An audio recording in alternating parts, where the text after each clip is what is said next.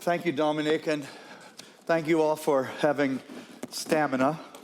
And so we're going to talk about social entrepreneurship, but also the changing nature of attitudes towards work more broadly. I think you're going to find that these two people who are both really focusing their own careers on having genuine impact have a lot to say about how careers are changing overall and what kind of careers we will see people wanting in the future. And I hope we can make it into something of a conversation. We got 29 minutes, according to that thingy. So you heard briefly who these people are. Felix Oldenburg runs Ashoka in Europe and beyond, or where else? Is it Europe? Europe is enough, it's quite a bit. He runs, Ashoka is a fantastic organization supporting social entrepreneurs. It's been around for a very long time. Leila runs Sama, which is a multi-tentacled or nonprofit, and also Lakshmi, right, which is a partially for-profit that is partially owned by the nonprofit, which is a skincare, environmentally responsible, and what is it exactly? It's safe enough to eat and ethically sourced luxury skincare. I think we're the first of our kind to be partly owned by a nonprofit. So if you're stranded on a desert island, at least you have your cosmetics, you'll be safe then. You could cook with it. Okay. Well, first, I'd love each of you just to quickly talk about how you think the nature of how we think about work is changing and how maybe it should change. So why don't we start with you, Felix? And I really hope we'll have a discussion. I might disagree with a few things you say, and we'll see what the audience has to say. Yeah, I can't wait. And I hope I'll agree with most of it, though. Thanks, David. I do think that we're at the cusp of something really profound and special here in terms of attitudes to work and expectations of careers. Now, 30 years ago, social entrepreneurship wasn't even a word. So Ashoka put it out there, and we found social entrepreneurs across the world. Women and men with original solutions to the world's toughest problems. Yeah, quickly, define what is a social entrepreneur? Oh, it could be, it's people from the unlikely corners with unlikely ideas. They start new social organizations, businesses, movements. In the early 80s, you could have found on the Ashoka platform Mohammed Yunus and taken a peek into the future of the financial sector.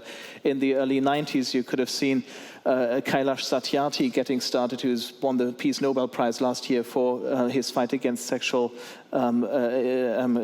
child slavery in India and beyond. And in the early 2000s, you could have seen Jimmy Wales with Wikipedia. And so the problems change, but these are citizens from unlikely places finding bold new solutions for ideas that are persistent problems, and they find mechanisms that enable many, many people to participate. And I think over these 30 years, something pretty amazing has happened. They have each mobilized more and more change makers. They don't actually, they don't build machines, they don't amass lots of capital and build huge international conglomerates. They attract people to do to a new social solution, to be part of a social solution. And the more people are attracted, the more change makers there are, the more people understand that they can be part of changing the world for the better, the more career expectations are changing. And I think now, in these past few years, I can feel it in almost every conversation, and not only with 20-somethings, college graduates, 20-somethings, but with people in their 40s, 50s, 60s, who've done amazing things. They want to do the same level of amazing things in the social sector. Mm-hmm. And so people like Leila are emerging as the role models for that. Today, you're still an oddity, which is why you get invited everywhere. It's wonderful. But you do something that's still extraordinary, if you look at the grand scheme of things. I think in 10 years, many, many more people will define what you do as their career objective, and we'll have a whole industry supporting that. But you support people who are social entrepreneurs both in a nonprofit and a for-profit. We don't care. You don't care. We really don't care. It's the impact that you're looking exactly. at. Over the course of a lifetime of an idea, its shape may change, its business model may change. It's pointless to look at only non-profits and support those. You want to support the ideas with the most impact. For some ideas, it may take the form of a movement. For others, it may take the form of a for-profit business. Markets aren't stable. we supported here in Germany, Ursula Sladek, who started the Elektrizitätswerke Schönau, an energy cooperative that she started after Chernobyl, the first time a citizen cooperative bought a local energy grid. And they experimented in the 90s with decentralized feeding back of energy into the grid. That's become the template for the Energiewende, the energy turn in Germany, probably one of the biggest industrial experiments of our time. So an idea takes different shapes over time, but you can see from her example that from these unlikely ideas, billion-dollar markets can emerge when the time is right, 10, 20 years later. So Leila, you are a social entrepreneur. I guess to some extent you are too inside an organization. I mean, it's a softly defined term in my view, but talk a little bit about what you do and how you see it. I mean, how you think people respond to the fact that you're doing that, because we're really talking about how jobs are changing and how people in this room, in this conference, and in the world broadly are starting to rethink, we hope, the notion of what they should do and how it could have an impact, right? Sure. So first of all, cheers to becoming less and less of an oddity. I think the fact that we're on stage here is a good sign. I didn't rub you the wrong way there, but you're extraordinary, that's what it is. You're absolutely right that we're still kind of relegated to a very small bucket. So we believe at Sama that work is at the core of human dignity. And I think that the greatest challenge of our time, Albert referred to it earlier, is providing an income to the lowest income populations. I think that work is the root solution to poverty. Traditionally, we have relegated work solely to the private sector, and those in the social sector think that work is something that really only big companies do, only the private sector worries about. Increasingly, we find that the root solution to so many social problems, from infectious diseases like malaria and tuberculosis, to sex trafficking, to terrorism, the root cause of those problems is poverty. And the root solution to poverty is work, which sounds very obvious to a room full of capitalists, but it is really difficult to get a lot of the traditional nonprofit sector thinking this way. So in 2008, I formed an organization called Sama, then Samasource, and our mission was to connect very low-income people to work through the digital economy. We took a look at the outsourcing industry, which was booming in places like India and the Philippines, and we thought, what if we could turn that model on its head? And instead of outsourcing, creating billions of dollars for a few very wealthy entrepreneurs, what if we could use that model to generate a few dollars for the billions of people at the bottom of the pyramid? So enter Samasource. We began doing things like image tagging. Now for big machine learning companies, we are behind many of the algorithms that drive the self-driving car technology forward. We're also doing things like image captioning. In the sense of helping train those algorithms. Yes, strangely, we're using human labor to obviate humans in the future by tagging images that then teach computers how to recognize what's going on in them, which is like this is a stop sign, exactly. This is a line in the road, or whatever. And all of the new smart hardware that's coming out is really dependent on this sort of algorithm training. So we're seeing a lot of business in this field. And using this model, we have moved 7,000 workers and their families, about 30,000 people, from an average of $2 a day to $8 a day. In where? What countries is that? In East Africa. Thank you. We've been doing this mostly in East Africa and South Asia. We just launched a United States program 2 years ago that's taking off, and now that program, it's called Sama School. It's a training program for the digital economy. That program has spread to 68 countries. And to give you an idea of what this difference means, because $8 a day seems like so little sitting here in Munich, it's literally the difference between eating sugarcane as your primary source of calories, which is, we've done a lot of studies of our population. It's what most people in the Kenyan slum that we work in are eating just to be able to afford enough calories to get through the day. So it's moving from sugarcane. Sugarcane is a staple, which is awful for the body, as you can imagine. So they move from sugarcane to eating protein and vegetables. They move from the slum to safe housing. They start educating the younger children in their families. So this fourfold increase in income is really dramatic. And I think that this model of giving work, we call it impact sourcing, I think this is going to be the future of many philanthropic efforts. We've seen so many direct benefits to those workers and their families. And just quickly describe what Sama School does, because it sort of helps people operate in the future economy that you see emerging, right? Sure. Well, how many of you think that job training is broken? Anyone? Okay, fewer than I would have thought. I would say that in my country, in the United States, job training is fundamentally broken. The only kind of new area of job training that we're looking at is coding. And coding is great, but it's certainly not going to employ the millions of people who need jobs. I think it's a great skill to teach, but it's still relatively niche in terms of the overall demand. So we have a new type of job training, it's called Sama School, that teaches people how to make money in the internet economy. Everything from gig economy type jobs, like in the US we have a site called TaskRabbit, we have care.com, which is on-demand care jobs like babysitting or elder care, all the way up to jobs which can be searched for, won, and completed online, like design jobs or jobs on sites like Upwork.com. It's interesting to me that these sites are exploding. If you look at year-over-year growth, the percentage of revenue that's going to these contingent workers is exploding, and yet we're not training low-income people to benefit from all of these new economic opportunities. So are you taking things you learned from Samasource and applying it in Sama School to broaden the impact to a larger number of people? That's right. Think of it as Khan Academy for job training. Okay, so I have another question for you. Do you think Mechanical Turk is social entrepreneurship? So if you look at the data, so I think, as Felix said, you really have to look at outcomes. It's not so much about intention. Even if I started Sama and I wanted to help poor people, but we ended up not having any result, it wouldn't matter if we were a nonprofit or a for-profit, right? What matters is the results you have on low-income people. And as far as we've seen, the data from Mechanical Turk shows that most people using Mechanical Turk are not earning their primary income from the site. It tends to be very marginal, even for the poor people who are using it.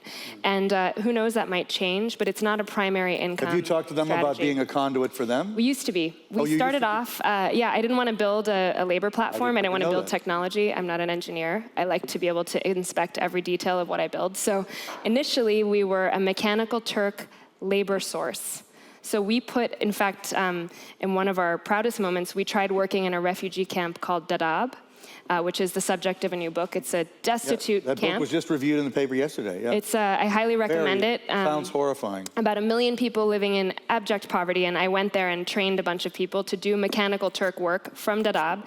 They were able to be competitive with the other populations on Mechanical Turk. So the end customer was really excited about this. We had to shut it down back then because of security concerns in Dadaab. We just reinstated our pilot. But we found that the Mechanical Turk interface wasn't the best way for lower income people to learn how to do these tasks. There wasn't much training or support. So we've had to do quite heavy layers of QA to make our workers successful. So, Felix, when you say that you support people whose work has impact, that sounds very subjective. I mean, how do you determine what impact is? And like just looking at this room, look, at first I want that, but then you look at this room of people. What percentage of them do you think roughly you would say have impact now, by your definition? Just guessing. I don't know. Our work is modeled after venture capital in the selection mechanism. So we actively, unlike typical foundations or philanthropic organizations, we actively go out and we search. Enabled by our supporters. I think I see two in the room now. There's a nominator network across the world, and they actively search for people from unlikely places with brilliant ideas. And then we only contact them when we actually think there could be a case, and there's a long election process. And we get it wrong sometimes in two ways. We may not find people we should have found, and we may find people whose solutions turn out to be not be ready for breakthrough, or the market or the world isn't ready for them. But what I do want to stress is, we used to, including me, come from a world in which the realms of for-profit and non-profit were really separate. You made your career in for-profit, and if you're really successful, you started a foundation and did some non-profit work.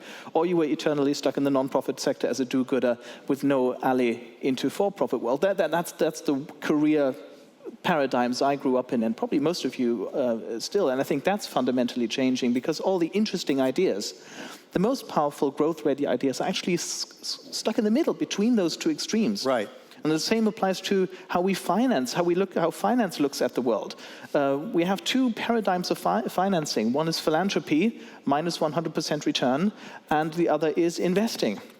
That's plus, as much as you can get return. Right. All the interesting ideas are in the middle. So it's about conquering that space in the middle and actually opening our minds to careers that do both things at the same time, to investing our money at perhaps something like minus 20%, if that's the right thing to do. But is it opening our minds to new careers, or is it opening our minds to new ways of thinking about what we're currently doing? So that, I mean, I think both of you, I know, have some implicit criticism of the mindset of many techies like myself, or I'm a part sort of honorary techie as a journalist, and people in this room who maybe often give themselves more credit than they deserve. Do you think that? In terms of the impact they're having? Please say what you said when we met privately. I'll start. Okay. Look, I'll say, Uber and so many companies of that ilk have created tons of jobs and are injecting capital into mostly middle-income, families and households, and that is a great thing for the economy. The more people that capital is distributed amongst, the better in general a society functions. However, I think the challenge is the mantra of short-term profit maximization, which is certainly true, in the United States. And right now, there are no or very few tax benefits for companies that go out and say hire people that have economic disadvantages. I've heard that that's much more true in Europe. In the US, we have some benefits for hiring military veterans. But let's say you want to start a company that goes out and hires homeless people to address the homeless problem in San Francisco, which, if any of you have visited, is a moral disgrace that happens in the wealthiest, per capita income society right now in the world. Walking down Market Street is a very disturbing thing. It is a disgrace that right next to Facebook and Twitter, we have people who are living in abject poverty on the street. Let's say you're an enterprising person, you started a company, you think, well, maybe I'll train homeless people to say, there's a woman in Detroit who's doing this, manufacture jackets. There should be tax benefits for her to do that, right? Otherwise, we are paying as a society for homeless people to be on the street. We're paying social benefits, we're paying welfare programs, we're paying food stamps. So it just makes much more sense for there to be incentives for private sector organizations to deal with some of these social problems. And I think the challenge is not the will of entrepreneurs. I think it's the failure of our tax structure and governance systems to incentivize them to do that. I'm not sure that's all there is. I mean, I'd actually go further than to call for a different tax system or the government incentives. And I will repeat the criticism of the media and tech industry I made yesterday to you. And that is, I think there's a belief, whether implicit or not, in large parts of the industry that bringing down transaction costs, cutting down middlemen, and making more things available to more people at a cheaper price point is social per se. I don't think that's true. It can be. But Facebook and others have enabled social ideas to thrive in that environment where they couldn't have thrived in the old world.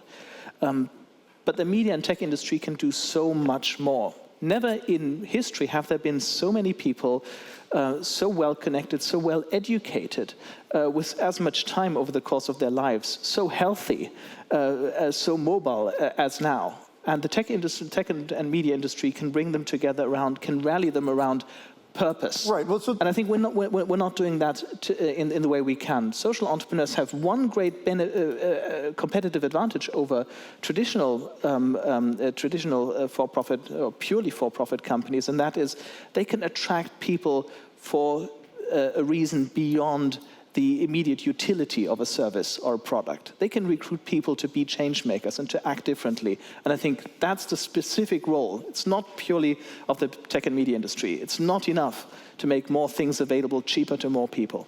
Yeah, so what I'm trying to tease out of both of you is a little bit of what you really want to say to this audience. I mean, do you think, because obviously it's not about, oh, somebody should apply to become a Ashoka fellow because that's a fairly elite thing, and that's maybe not this crowd necessarily, although I'm sure some would qualify. But is there a way that sort of the median DLD attendee ought to be recasting their thinking, in your opinion, in a way that could benefit both them and society more? And okay, you're both nodding, so I want you both to answer that. Why don't you start? Sure.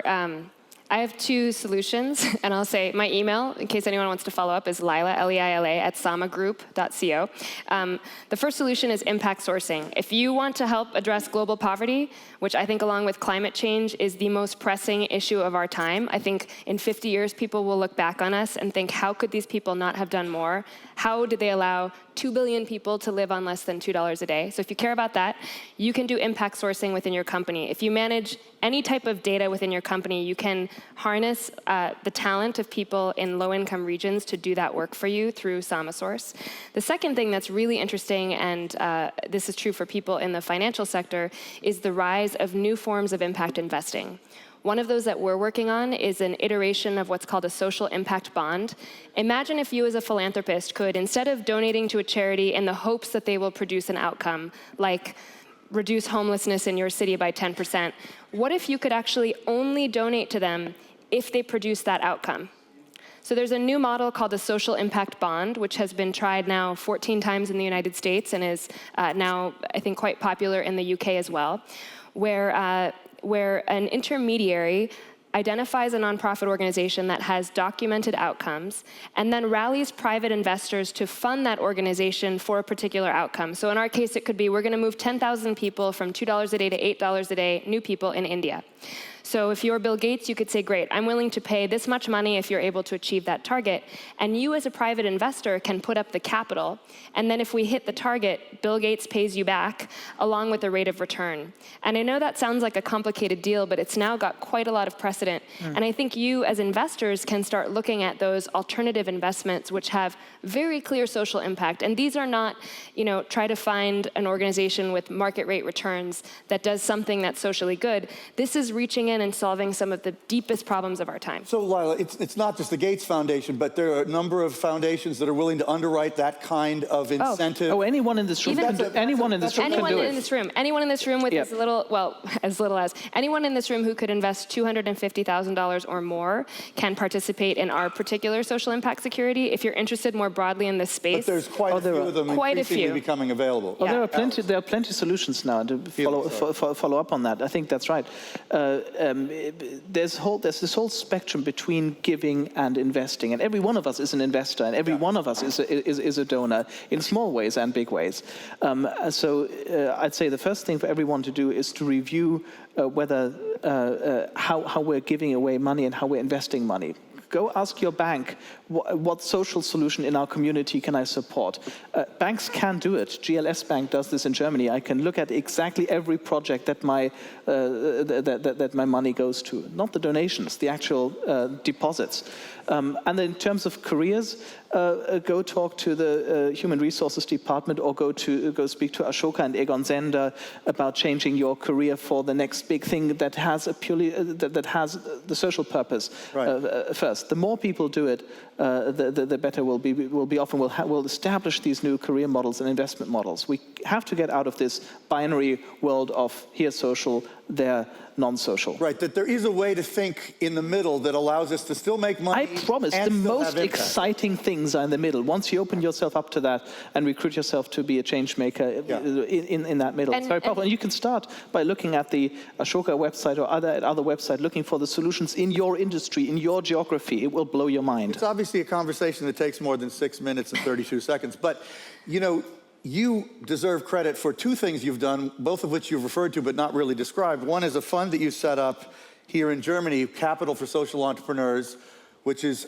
functioning now and has raised millions of euros and is giving it, or investing it in effect.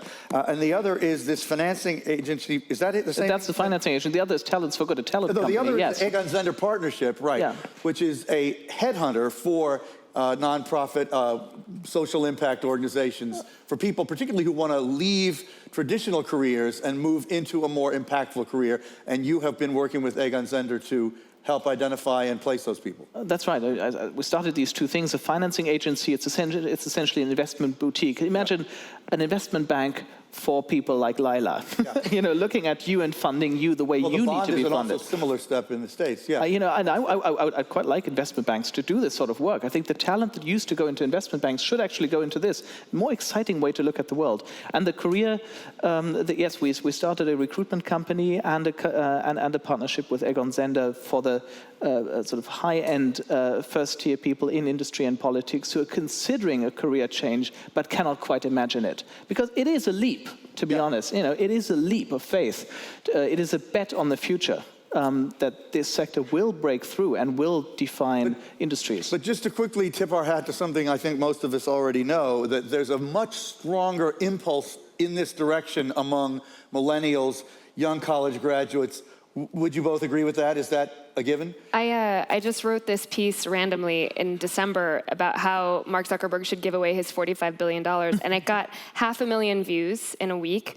Zuck reposted it to his timeline, and he came under fire for putting his money into an LLC, which is not a traditional charity, philanthropy, foundation kind of option. And I think to Felix's point, he's part of a new generation that understands that social impact is much deeper than this traditional lens that we have of just giving away stuff for free to poor people, right? There's a very different way of doing it that might have much longer term effects. So I think the fact that, first of all, the fact that he, at his age, committed 99% of his wealth, and those of us who know him are pretty sure he's really good for it, I think that's phenomenal. It's going to be a lot more wealth than it is now also. And what an example to set for our generation. So I think increasingly we are defining success less based on consumption, on what we can acquire, on the typical, American dream of having a big house and a picket fence and 2 cars, and more on experience, including the experience of really deeply connecting and empathizing with people around us, which is ultimately what doing good is all about. But I do object to the idea that it's a generational phenomenon. It probably wasn't. That needs to be noticed. Yes, but it could. I think some people are seeing it as that because they see this amazing interest from Gen Y people, and sort of sometimes dismissing it or describing it as sort of a generational phenomenon. I think it needs to be right at the heart of society. When we tackle the refugee crisis right now, we need not more government, not purely more government solutions and regulations. We need the creativity of everybody everywhere, and social entrepreneurs provide the role model for that. And I think the next frontier, the challenges are the social problems resulting from the digital age, man-machine relationship, the privacy issues, deep issues that aren't tackled by philanthropy yet, that aren't even recognized and understood as problems. We're now launching Ashoka Digital, a version of Ashoka, to look specifically at these problems and finding the people solving them. It's really not simply a generational phenomenon. So many things we could explore more deeply, but I do think, when you mentioned Zuckerberg, somebody I know quite a bit about,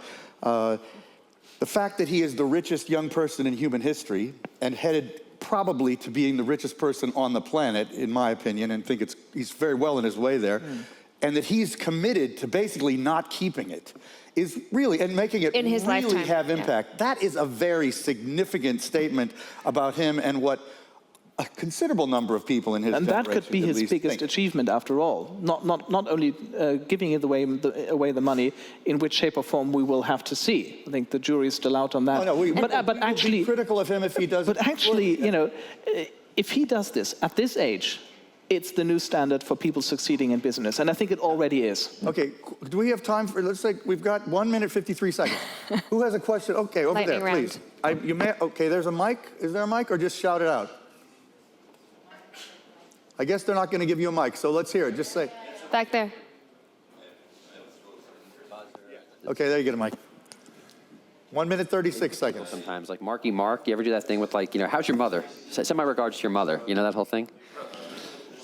They do this thing with Mark Wahlberg where they're always.